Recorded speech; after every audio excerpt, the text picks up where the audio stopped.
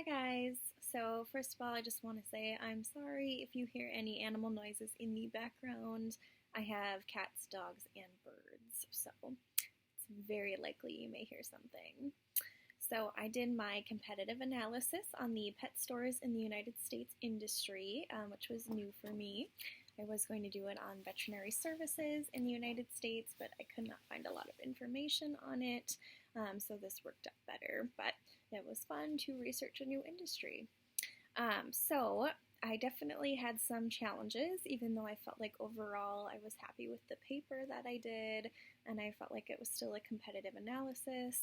The biggest challenge that I had was definitely accessing information.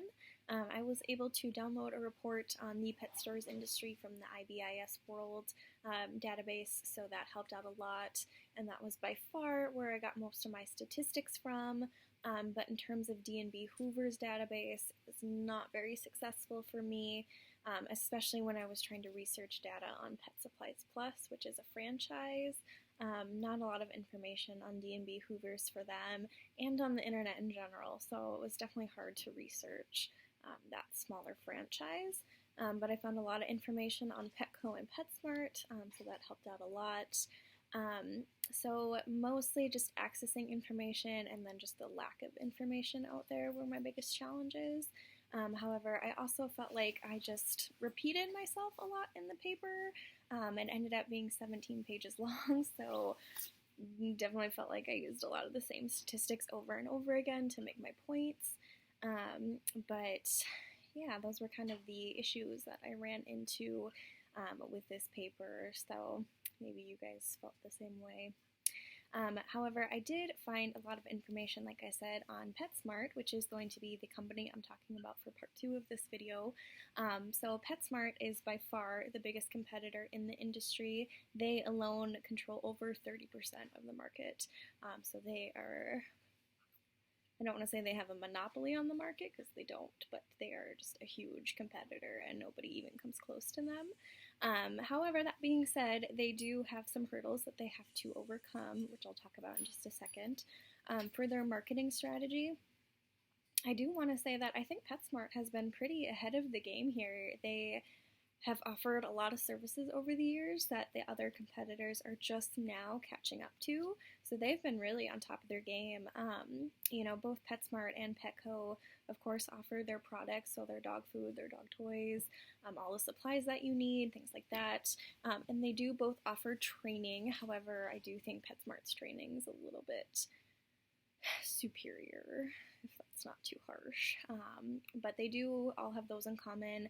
They both do offer grooming. Pet Supplies Plus offers self-grooming, so a little bit different. However, where PetSmart differs is that they have their Pets Hotel, so they offer daycare and boarding for pet parents, which nobody else has, and that's great because that's a huge demographic right now with pet owners, is needing daycare and boarding services. So they were super smart to do that. Not every PetSmart has it, so hopefully they'll expand that, because that will be a huge source of revenue for them. The other way that they're ahead of the game is that they have a partnership with Banfield Pet Hospital, which is actually the clinic that I work for. Sorry about that.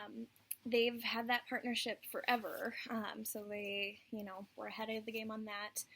The idea behind that is that they wanted to create a one-stop shop service, so if, an owner brought their dog in and it needed a prescription diet, all they'd have to do is just go around the corner and get it right there. So I think the convenience that they did that for was super smart, and it's just, a smart idea in general. Petco and Pet Supplies Plus have vaccine clinics that they offer on the weekends, but they don't have full service vet clinics that they are a part of.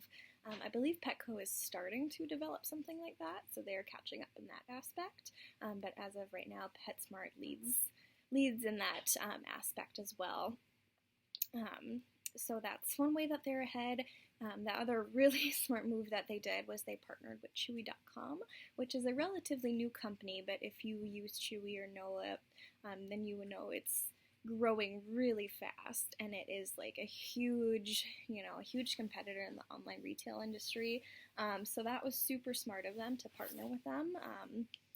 They made a ton of money doing that. However, it was just announced in October of this year that they are going to be separating, so that may hurt PetSmart in the end, since they are splitting from Chewy. So we'll see what happens with that. But that kind of opens the door for PetSmart to partner with Chewy, or even for PetSmart Petco. Did I say PetSmart earlier? Anyway, for them to partner with another online retailer like Amazon, although Amazon is coming up with its own brands. But basically what I'm trying to say is that they were ahead of the game on partnering with an online retailer. Petco did buy out Dr. Foster's and Smith, which was basically like a pet pharmacy. So now they do offer pharmacy services for their consumers that use them primarily. So that was smart of Petco. And now with Chewy splitting from PetSmart, Petco kind of is leading on that now, because PetSmart will no longer have like a pharmacy service once they split from Chewy. The other thing about PetSmart is they were a little bit behind on adapting to the niche market. They were pretty much known for, because of their partnership with Banfield, carrying prescription diets, but also just veterinary diets in general that have been studied by nutritionists.